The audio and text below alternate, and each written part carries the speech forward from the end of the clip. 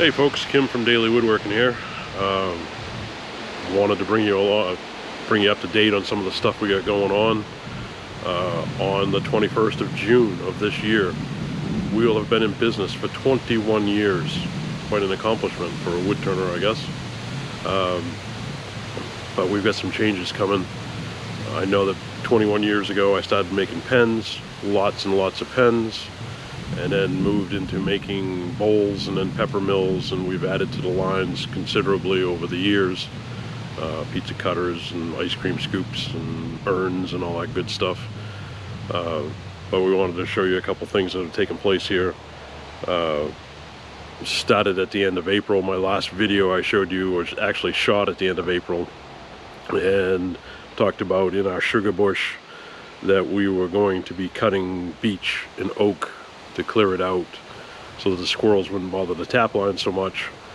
That was before I bought oil in May for our house to heat the water in the house, and paid $5.99.9 per gallon and said enough's enough.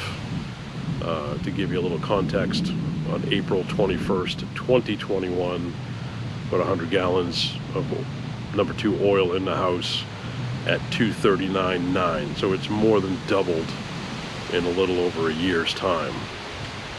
We do have a wood furnace that I've been negligent on using, primarily because the oil was so cheap, and not wanting to take the time to cut and split the wood, dry it properly, all that good stuff. Well, that's going to change. We've got a couple new pieces of equipment that we're bringing in here. One is Fred. Fred is a wood splitter, and I'll show that to you. Mary wants to run the wood splitter, so we went out and bought a 25-ton wood splitter, spent $1,500 for that, and it will not take very long to recoup that amount of money based off from the fact that it's $6 a gallon for oil. And my prediction is that come this fall, when you buy oil, you'll be paying more and more and more through the heating season, the coming heating season. So we're going to go to using the wood furnace as the primary source of heat and for the house and for the water, and the oil backup only when it's necessary. I'll give you a little history. Back when I was a kid, my father's house, we heated the entire house with 2 wood stoves with an oil backup, and we burned 16 cord of wood per year. For those that don't know what a cord of wood is, 4 foot high, 4 foot deep by 8 feet makes up a cord of wood. I think in our house we'll probably burn 5 to 6 cord of wood per year, but we're going to make sure that we have more than enough. So I'm going to show you Mary working with Fred.